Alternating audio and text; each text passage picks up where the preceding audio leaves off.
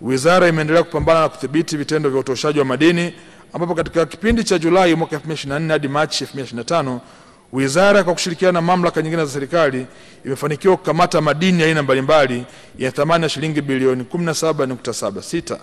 Aidha, madini yaliyokamatwa yalitaifishwa na wahusika 75 walifikishwa kwenye vyombo vya sheria.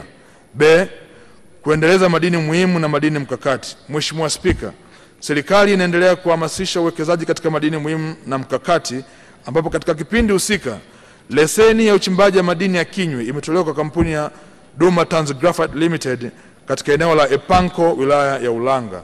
Aidha, leseni zingine zilizotolewa ni pamoja na leseni 58 za utafiti, leseni 275 za uchimbaji mdogo, leseni 3 za uchimbaji wa kati na leseni 3 za uchenjuaji.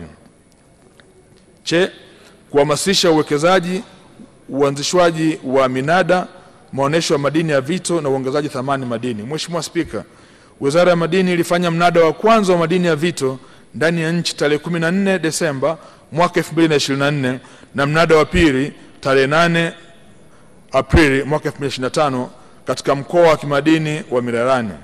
Katika minada hiyo, jumla ya wanunuzi 47 walipatikana kama washindi wa mnada na kufanikiwa kununua madini yenye thamani ya shilingi bilioni 1.14 na kuwezesha serikali kukusanya jumla ya shilingi milioni 80 ikijumuisha mrabaha, ada ya ukaguzi na ada ya usimamizi wa mnada.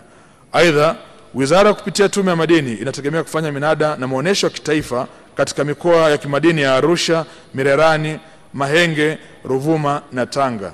Vile vile, maonesho ya kimataifa yanatarajiwa kufanyika Zanzibar na katika miji ya Dar es Salaam na Arusha.